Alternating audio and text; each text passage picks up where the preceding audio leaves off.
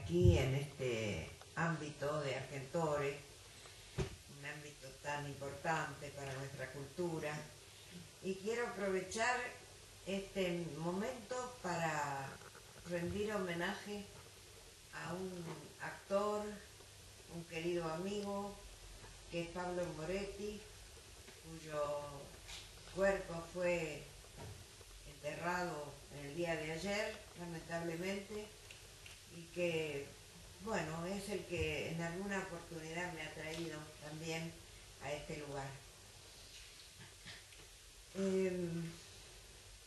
A Jorge Bach, o Bach, ¿no es cierto? Bach, como Juan Sebastián, nada menos. Lo conozco desde hace poco tiempo, en realidad lo conocí en este mismo año. Nos conocimos en la casa de Ricardo Rubio, con él y con su señora, en un cálido almuerzo, y no me imaginaba que yo iba a tener tanta amistad, aunque no mucha frecuentación con él, una amistad profunda y una amistad generada sobre todo por la poesía. Yo no quise indagar mucho en su vida, sino dejar que me hablara el texto, que me hablara de él, su poesía. Porque su poesía habla de su vida. Y aquí quiero decir que la vida nunca es un tema, no es una isotopía. Yo detesto esos tecnicismos. Infelizmente aquí no estamos en un ámbito de profesores de letras, o sí. Sí. Pero bueno, está bien, entonces recibí tu parte de castigo. No, nunca he usado eso. Para mí no son isotopías, no son temas. Como la vida puede ser un tema del poeta, como el tiempo puede ser un tema del poeta. Sí, puede ser un tema, qué sé yo, la vida de San Martín, o hablar de Bulgaria, o hablar de un lugar. Esos son temas, sí, pero la vida no es un tema. La vida es todo para el poeta, es él mismo, situado, encarnado, viviendo en un tiempo-espacio determinado, que no lo determina, pero sí lo condiciona, porque como decía Ortega, es él y su circunstancia, ¿no es cierto? Pero circunstancia no es lo que dice la palabra así a pie de la letra, sino todo un entorno de cultura, una historia, todo eso lo ha formado al poeta.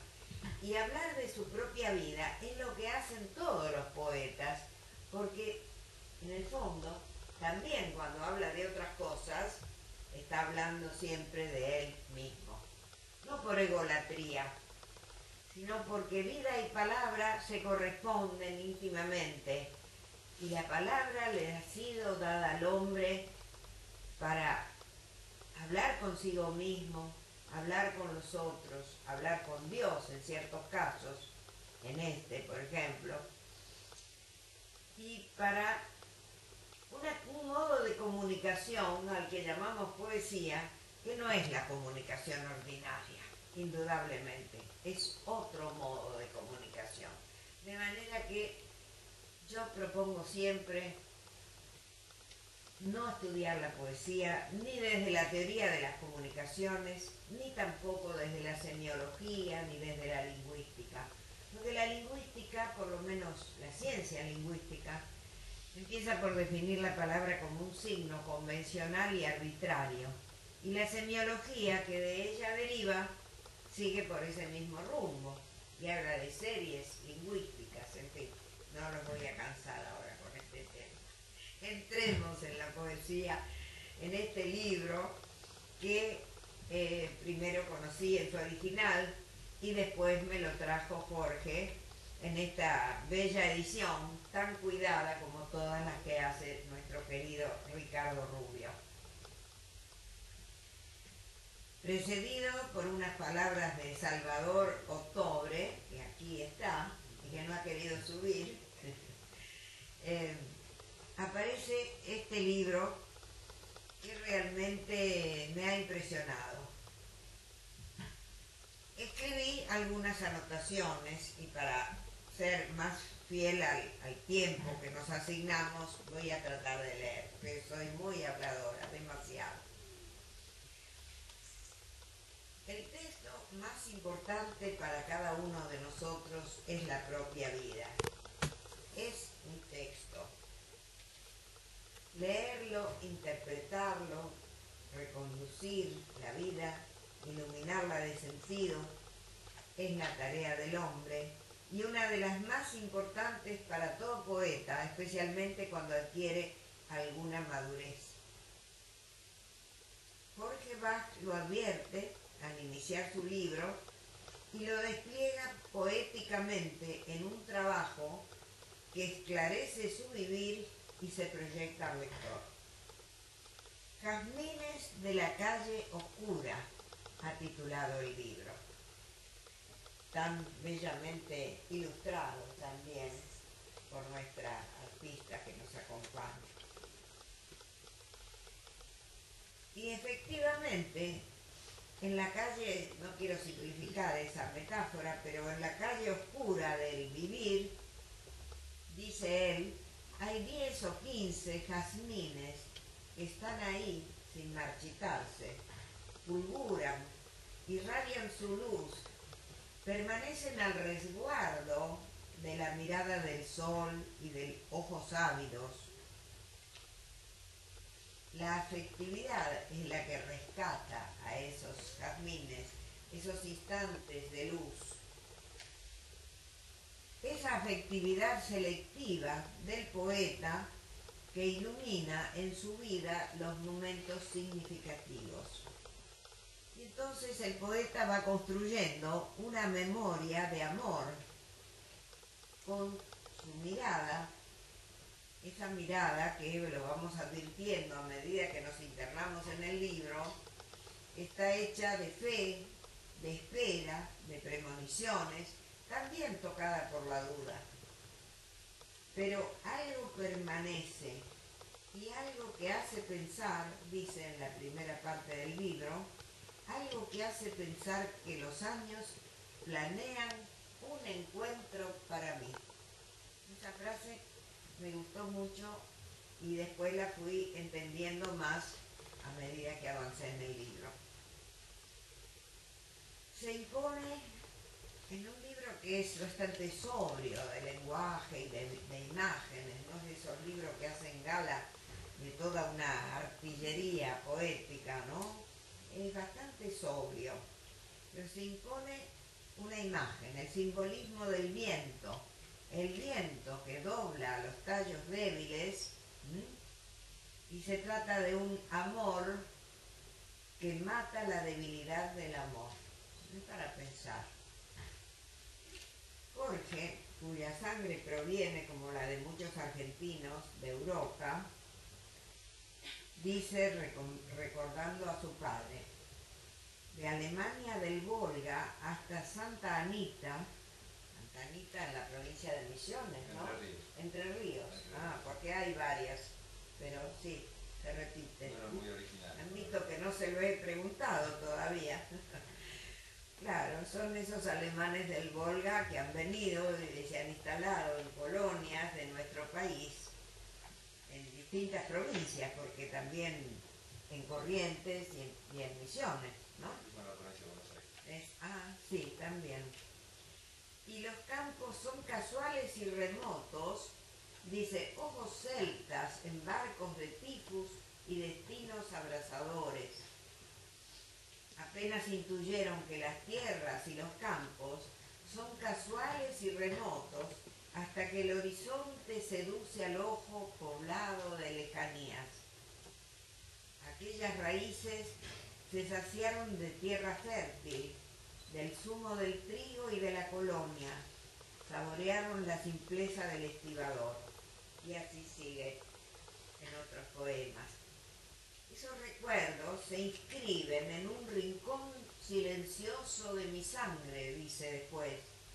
La cargan de metáforas y luces no desconocidas que se esparcen en este acotado infinito, en el movimiento de mis ojos que ahora tienen un reflejo latino. Selecciona cortes postales de la infancia, de los hermanos, de la casa vieja de Domingos Eternos, del barrio privilegiado como un espacio de la memoria. Bien se ha dicho que la infancia es el núcleo afectivo de toda persona, alrededor del cual se va perfilando la identidad del ser humano. Pero hay una distancia en la evocación. No se trata, por supuesto, de la mirada directa del que vive esos momentos, sino de una doble mirada que recuerda lo vivido y permite aquilatar el pasado, incorporarlo a este libro de la vida que se está descifrando y que invita al lector continuamente a recorrer, a compartir ese itinerario que adquiere valor universal, porque ese es el misterio de la poesía. Al contar la propia vida, se está tocando, por la profundidad que asume el poeta, se está tocando toda vida. Camino acariciado de infancia por la luna y las estrellas del barrio, me duelen el vacío y la arrogancia de haberlo caminado tan rápido.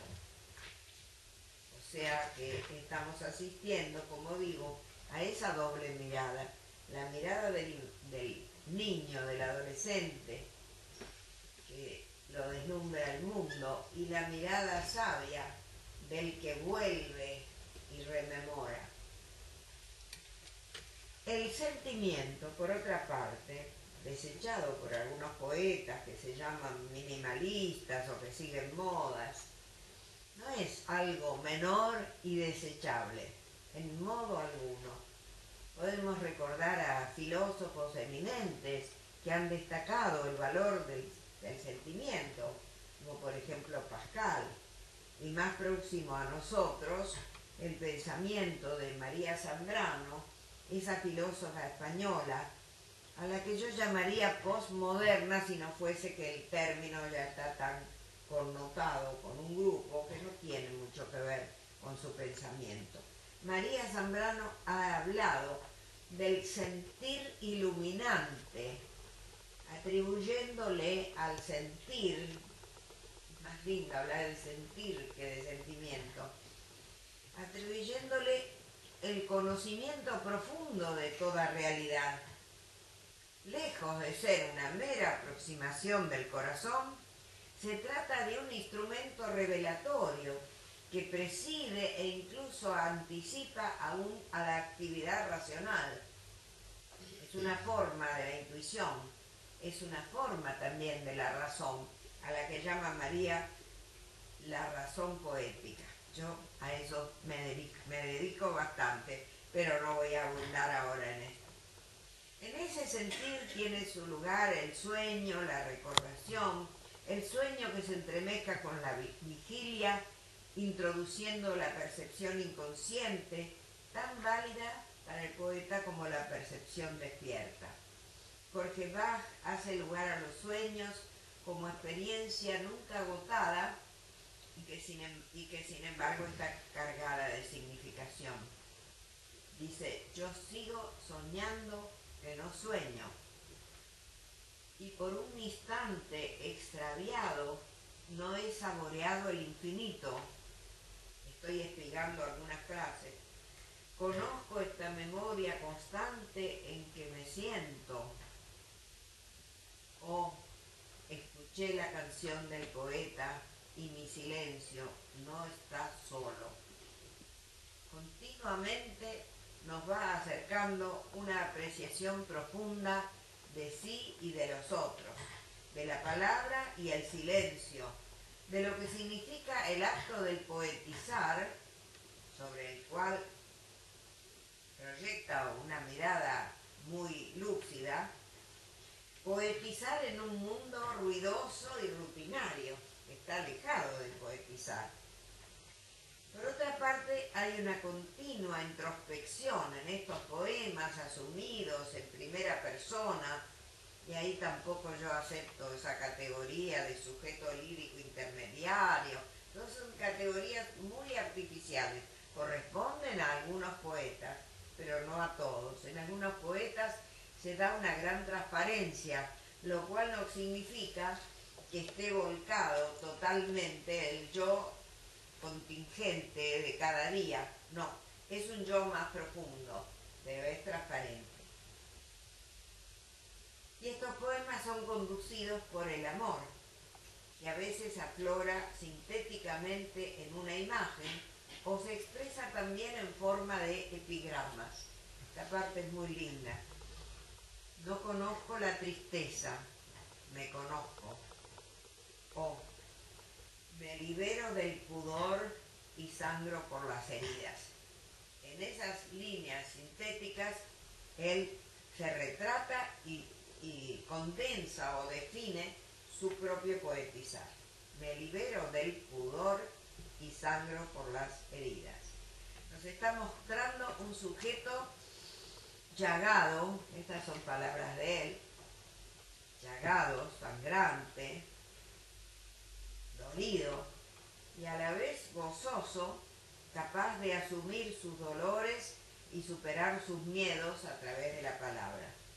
Descubre en el ejercicio poético el resguardo de la felicidad, ese don espiritual que se contrapone a la entropía, al deterioro. El amor lo conduce. Cuando dice, por ejemplo, en bella metáfora, que no abundan en el libro, no ha sido pródigo en metáforas, pero algunas son bellísimas. Cuando dice, tu sonrisa, un amanecer infinito, parece bellísimo. Y sus poemas de amor, aunque todo el libro es de amor, de alguna manera, pero hay muchos poemas que son directamente dictados por el amor a una mujer, por el amor a su mujer, me atrevería a decirlo. Me sirvo de tu nombre para que tenga sentido lo de cada día. ¿Qué me habrá dicho tu nombre? El temporal festivo me arrebató el cuarto. Regresaré siempre, amor, y andaré sin ataduras tu silencio de madre selva. Aparece aquí el amor sentimiento, el amor pasión, el amor reflexión. Distintos matices del amor se van desgranando en el devenir de la vida, ese devenir que ha sido presentificado por la memoria, por esto que podemos llamar un pensar rememorante, recordando a un eminente filósofo.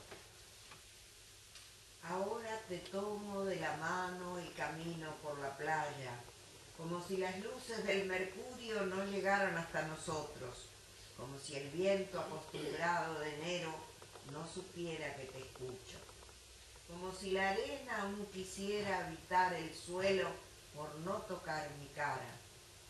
Sé que el mar y el río son solitarios, sé que son rumorosos, sé que expresan algo más de mí, pero no todavía, no me alcanza la vida. No sé si lo leo bien, pero he querido hacerles sentir el ritmo de estos versos irregulares. El desafío es el vivir. Vivir con la certidumbre del morir, como vivimos todos. Pero el morir no es lo natural para el sentido poético. El poeta tarde o temprano descubre la dimensión de la eternidad. Esa dimensión que algunos filósofos la han entrevisto y por supuesto es connatural a los místicos y a los santos, pero el poeta alcanza también ese sentimiento de eternidad que le hizo decir a Spinoza, sentimos, experimentamos que somos eternos. Eso no significa ignorar el dramatismo de la muerte, porque se identifica en la mitad de su vida, es joven aún, yo digo que está en la mitad de su vida, con un modelo velo que ha sobrepuesto a la muerte, la resurrección. Sin adjudicarse fueros extraordinarios ni sentirse un privilegiado, sin embargo, él mira a Jesús crucificado como un arquetipo del dolor humano y también de la eternidad. Y se identifica con él cuando dice: aquí estoy, llagado, traspasado por las espinas, atravesado por la lanza que confirmó mi muerte, devuelto a la vida.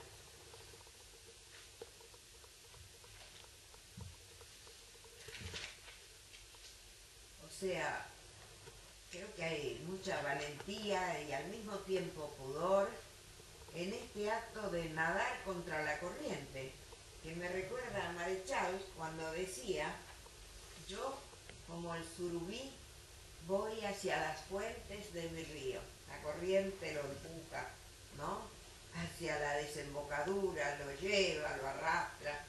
Es la corriente de la vulgaridad y del olvido. Es más difícil mirar hacia la profundidad del ser interior y descubrir el hondanar del espíritu. Para mí fue una sorpresa muy grande cuando leí el original de Jorge. Y no tuvimos tiempo de conversar mucho sobre esto. 10 minutos. Sí. Y se cruzan también, ya voy terminando, les pido perdón.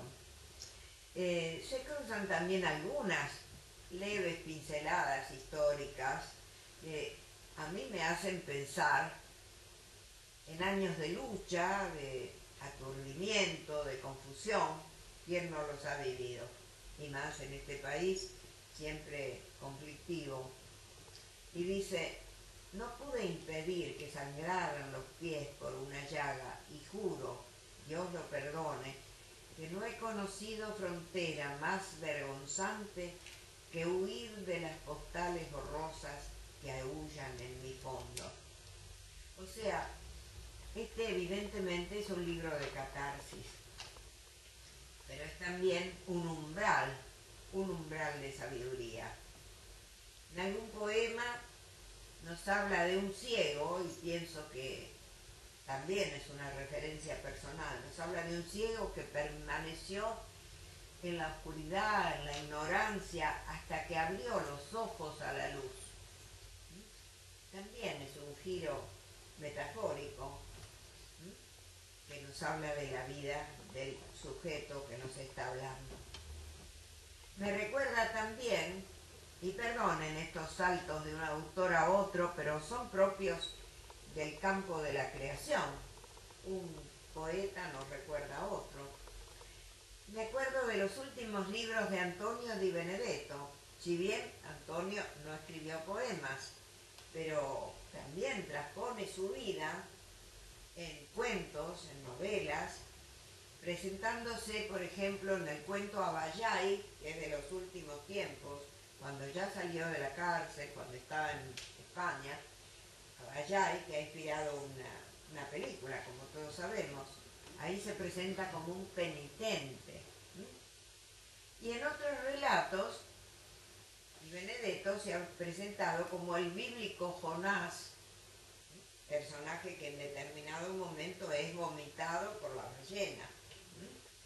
Son mitos, son relatos, pero tienen una significación simbólica muy profunda. Hay que leerlos de una manera espiritual. ¿Qué es eso de ser vomitado por la ballena? Es salir de un infierno, salir de la entraña de un monstruo, salir de la tiniebla y acceder a la luz. Si bien no ha usado esa imagen Jorge, pero ha usado otras similares. Él está hablando de salir de un infierno y de acceder a una zona de luz, de felicidad, de sabiduría. Preservo las llagas, sin embargo, curo la hoja herida, nos dice, y no teme asumir la plegaria, dando cierre a su periplo. Me parece que me faltó algo porque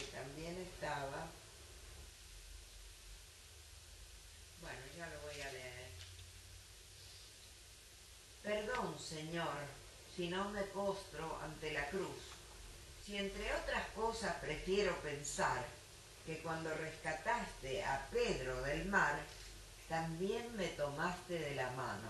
Estoy leyendo solo una estrofa de un poema que dice esto, ¿no? Pero este poema donde se menciona a Pedro, el pescador, se relaciona con otro poema que sí quiero leer, si me permitís. No sé si está prevista alguna lectura de tu poesía. Bueno, pero yo voy a leer este solo poema. El sujeto de este poema parece ser, efectivamente, Simón Pedro, el rescatado, como nos decía en el otro poema, rescatado del mar, ¿sí?, por Jesús. Pero también, como sabemos bien los que leemos poesía, ese sujeto también es Jorge Bach.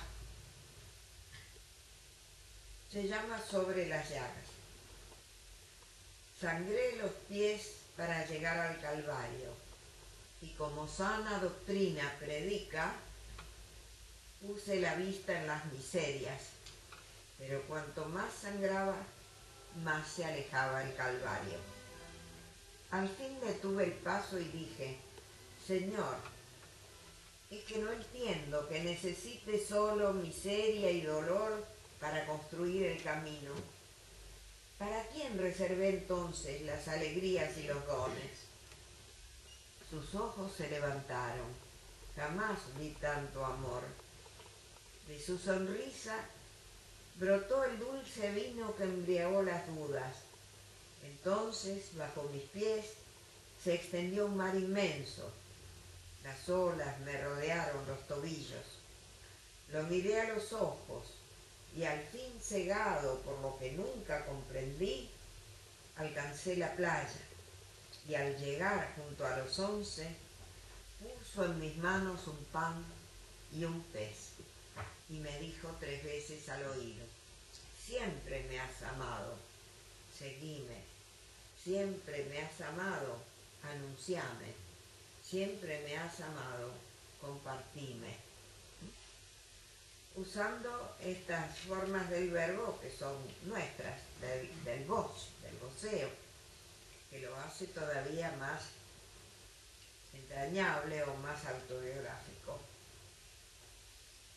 Descubre que no basta con ofrendar el sufrimiento, también es necesario ofrendar la alegría, la felicidad de vivir, el gozo de los bellos instantes, que esta parte entonces nos ilumina sobre la primera parte del libro, cerrando su coherencia total.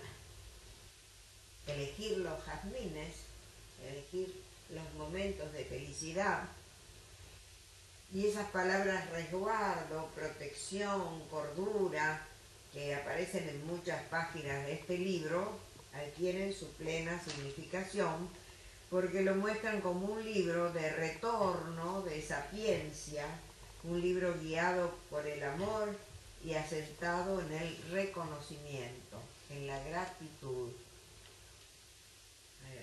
No he tenido tiempo de leer otros poemas, pero allí habla del olor del pan, la algarabía de la esposa, el griterío de los hijos, que acompañan ese despertar al sentido profundo de la vida, sin presentar un cierre, sino una vuelta de la espiral, como él mismo dice, espiral que queda abierta a nuevas caídas, a nuevos desalientos, a nuevas resurrecciones.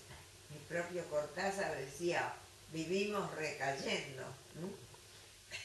Pero también es una espiral ahora iluminada, aún en sus caídas, por el amor, el rayo que no cesa.